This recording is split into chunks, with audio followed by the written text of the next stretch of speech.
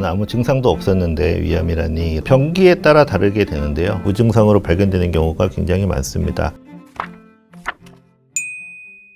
안녕하세요. 강동성심병원 외과 최원혁입니다. 저는 오늘 위암에 대해서 설명드리도록 하겠습니다. 위암은 우리나라에서 가장 흔한 암 중 하나이며 서양에 비해서 우리나라나 일본 등에서 더 발생률이 높은 것으로 알려져 있습니다. 위암은 대부분 특별한 증상이 없이 내시경을 통해서 무증상으로 발견되는 경우가 굉장히 많습니다. 조금 더 진행이 된 경우에는 출혈이나 체중 감소, 식욕 부진 등의 증상이 나타나는 경우가 있고, 또한 위궤양이나 위염 등의 그런 속쓰림 증상 등으로 오는 경우도 있지만, 가장 중요한 것은 무증상인 경우가 굉장히 많기 때문에 40세 이상 성인의 경우는 2년마다 건강검진을 통해서 조기에 발견해서 치료하는 것이 가장 중요합니다.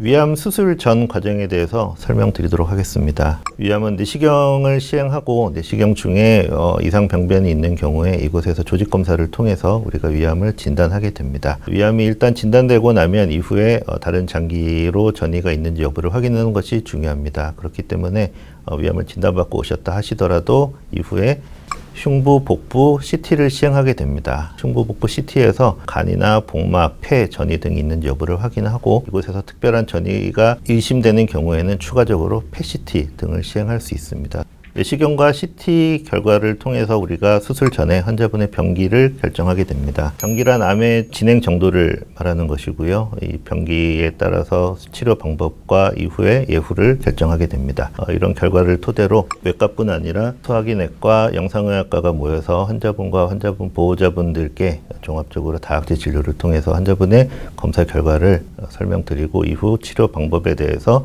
논의를 합니다.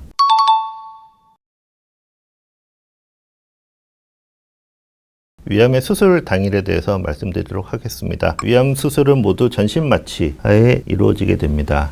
위암은 위절제술을 시행하게 됩니다. 위절제술이라는 것은 위를 잘라내는 것을 말하고요. 위의 병변의 위치에 따라서 우리가 결정을 하게 됩니다. 통상적으로는 우리나라에서 가장 많이 생기는 60-70% 정도는 위암의 하부 3분의 1에 많이 발생을 합니다. 이런 경우에 아래쪽 3분의 2 정도를 잘라내는 위아전 절제술을 시행하게 되고요. 위의 상부에 생기는 경우에 따라서 상부만 잘라내는 위아전 절제술을 시행하는 경우도 있지만, 일반적으로는 위전 절제술, 위를 모두 잘라내는 위전 절제술을 시행하게 됩니다. 최근에는 건강검진을 많이 시행하면서 위암이 약 절반 정도가 조기에 발견되게 됩니다. 그래서 예전에는 크게 개복을 하고 수술을 시행하였지만, 조기에 발견되고 환자분이 수술 이후에도 예후가 좋으면서 오래 사시기 때문에 수술을 크게 개복하지 않고 복강경이나 로봇을 이용한 최소 침습 수술로 시행을 많이 하고 있습니다.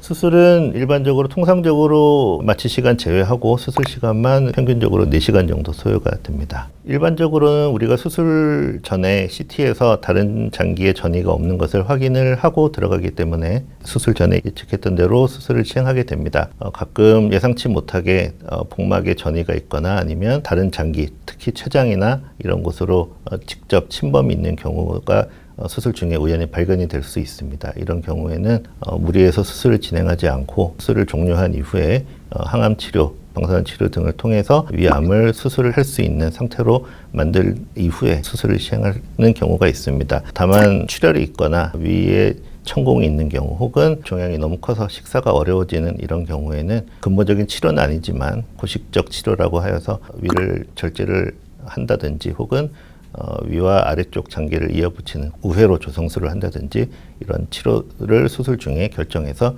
시행을 하기도 합니다.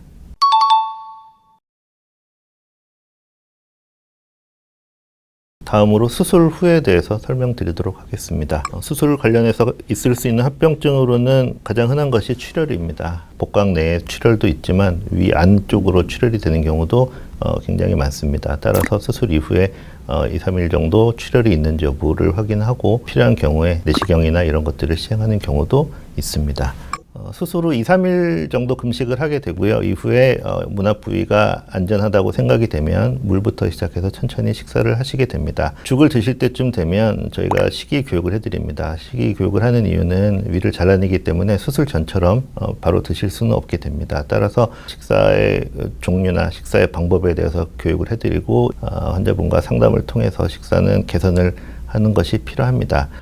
위를 잘라내게 되면 가장 중요한 것은 위가 없어지는 것뿐 아니라 위에서 소장으로 내려가는 곳에 있는 유문이라는 괄약근이 소실되는 것이 가장 큰 문제가 되겠습니다. 일반적으로는 우리가 식사를 하게 되면 약 2시간 정도 위 안에 음식물이 머무르면서 충분히 소화를 시키고 이것이 아래쪽으로 내려가게 되는데 위절제술을 시행하게 되면 이 유문이 소실되기 때문에 음식물이 식사를 하게 되면 너무 빨리 아래쪽으로 내려가게 됩니다. 이로 인해 발생하는 위암 수술 이후에 가장 중요한 합병증이 덤핑 증후군이 되겠습니다. 덤핑 증후군의 증상으로는 식후에 배가 뒤틀리고 아프고 설사를 한다든지 혹은 전신적으로는 가슴이 두근거리고 식은땀이 나면서 어지럽고 심한 경우에는 정신을 잃고 쓰러지기도 합니다.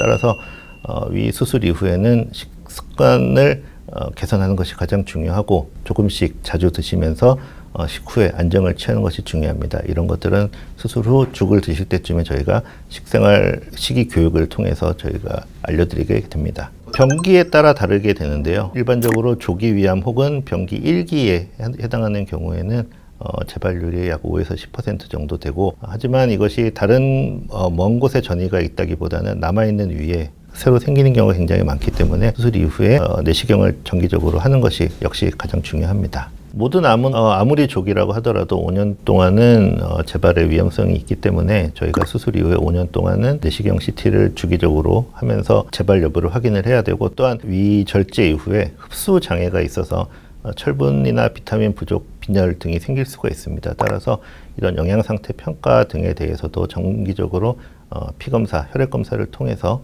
혹시 필요한 경우에는 이에 대한 보충도 필요하기 때문에 정기적으로 검사를 하는 것이 가장 중요합니다. 통상적으로는 1년에 2번, 6개월에 1번 내시경 CT 등을 시행을 하게 되고요. 영양 상태 평가 등은 약 3개월에서 6개월마다 한 번씩 시행을 하고 있습니다. 많은 환자분들께서 갑자기 위암을 진단받고 오시는데 매우 당황하고 어떻게 할 줄 몰라서 오시는 경우가 굉장히 많습니다. 그리고 대부분 말씀하시는 것들이 나는 아무 증상도 없었는데 위암이라니 라고 말씀을 하고 오시는 경우가 많은데, 너무 당황하지 마시고 저희가 소화기 내과, 영상의학과와 함께 다학제 진료를 적극적으로 하고 있습니다. 또한 이런 위암 환자분들께서 오시면 최대한 빨리 CT 등의 검사를 하도록 저희가 시스템이 갖춰져 있기 때문에 다른 병원보다도 더 훨씬 빨리 치료를 할 수 있는 것이 저희 병원의 장점이라고 할 수 있을 것으로 생각이 됩니다. 또한 저희 병원은 복강경이나 로봇 등의 이런 최소 침습 수술을 적극적으로 하고 있고, 그렇기 때문에 수술 이후에 흉터도 작고 통증도 덜하고 이런 합병증도 최소 침습 수술은 개복 수술에 비해서 덜한 것으로 알려져 있습니다. 따라서 저희 병원에 오시면 그런 치료를 잘 받을 수 있으실 것으로 생각이 됩니다. 이상 강동성심병원 외과 최원혁입니다.